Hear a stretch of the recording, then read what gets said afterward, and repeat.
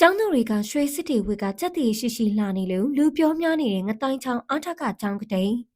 တစ်တော့မှနာမည်ကြီးနေတာကတော့အေယာဝတီတိုင်းငတိုင်းချောင်းမြို့ကအခြေခံပညာထက်တန်းကျောင်းတစ်ကျောင်းရဲ့ကျောင်းကတိန်ပွဲတော်မြင်ကွင်းတွေပါပဲ။ဘာဖြစ်လို့ကျောင်းကတိန်ကဒီလောက်တောင်ဟိုးလေးတကြော်ဖြစ်သွားရတာလဲဆိုတော့ဒီကတိန်ပွဲမှာလှည့်လည်ကြတဲ့ကျောင်းသူလေးတွေဟာ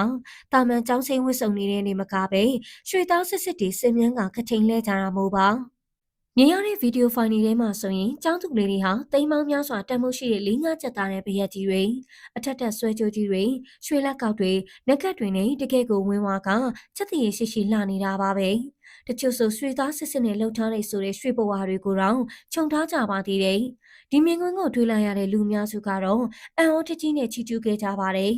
အော်ကျောင်းသူလေးတွေကရွှေသားစစ်တွေနဲ့ဆိုတော့အရန်ကိုကြက်တီရှိလိုက်တာကြည်ရတာတကယ်ကိုဝင်းဝါပြီးလှပနေရောပဲမိဘတွေကတရားနဲ့ထက်သန်နေချမ်းသာကြွယ်ဝမှုကိုလည်းကုသိုလ်နဲ့တွဲပြီးပြသနိုင်နေဆိုပြီးချီကျူးတန်တွေအများကြီးထွက်ပေါ်ခဲ့ပါတယ်တကယ်တော့ကျောင်းသူလေးတွေရဲ့နုနယ်ပြုမြင့်တဲ့အလှတရားနဲ့တန်မိုးကြီးရွှေတဲ့ရတနာတွေရဲ့တလက်လက်တောက်ပနေမှုကတကယ်ကိုလိုက်ဖက်ညီနေခဲ့တာပါကလေးတွေရဲ့ပြစ်ကင်းစင်တဲ့မျက်နှာလေးတွေပေါ်မှာရွှေရဝင်းဝမှုကထက်ဆင့်ပေါင်းလိုက်တော့တကယ်ကိုမြမယူရတဲ့က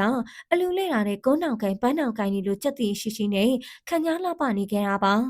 ဒါဟောင်းရွှေကိုပဲကြည့်ရတာမဟုတ်ပဲရွှေနဲ့တူလိုက်ဖက်ညီစွာဝတ်ဆင်ထားတဲ့ကလေးတွေရဲ့ချစ်စရာကောင်းတဲ့အလှတွေကိုပါတပြိုင်နက်တည်းမြင်တွေ့ရလို့ပိုပြီးကြည်နူးစရာဖြစ်ခဲ့ရတယ်လို့ဆိုရှယ်မီဒီယာမှာရေးသားချီးမွမ်းသူတွေလည်းအများကြီးရှိခဲ့ပါတယ်။ဒါပေမဲ့ဒီလိုချီကျူးတန်တွေအပြင်ဝေဖန်မှုတွေအားမလို့အားမရဖြစ်မှုတွေလည်းထွက်ပေါ်လာပါတယ်။အဓိကဝေဖန်ကြတဲ့အချက်ကတော့ကျောင်းဆိုတာပညာသင်ကြားရနေရ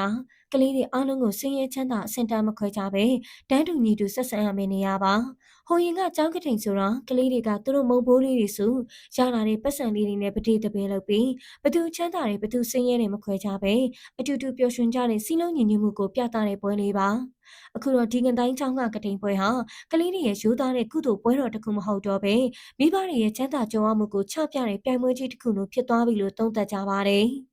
အဆိုးဆုံးချက်ကိုထောက်ပြရရင်ဒီလိုသိမ်းပေါင်းများစွာတန်းတဲ့ရွှေရည်ရတနာကြီးတွေကိုဝစ်ဆင်ပြီးအပြိုင်ဆိုင်လှည့်လည်နေကြတဲ့ကျောင်းသူတွေကြားထဲမှာအတူတူပညာသင်နေပေမဲ့မိဘကမတက်နိုင်လို့ရွှေမဝင့်နိုင်တဲ့နွမ်းပါတဲ့တခြားကျောင်းသူလေးတွေရဲ့ခံစားချက်ပါပဲ။သူတို့လေးတွေဟာဒီပွဲတော်မှာမျက်နှာငယ်စရာဖြစ်သွားမလားသူတို့စိတ်ထဲမှာငါတို့ကမချမ်းသာပါလားသူတို့လိုမဝင့်နိုင်ပါလားဆိုတဲ့အားငယ်မှုတွေနဲ့မညီမျှမှုတွေလူဒန်းစားကွာဟမှုရဲ့အရှိန်မဲကြီးကိုကလေးဘဝကျောင်းပတ်ဝန်းကျင်မှာကလေးကခန်းစားသွားစေရမလားဆိုတော့ကိုလူတွေကအဓိကမေးခွန်းထုတ်စရာစိုးရိမ်စရာဖြစ်ခဲ့တာပါ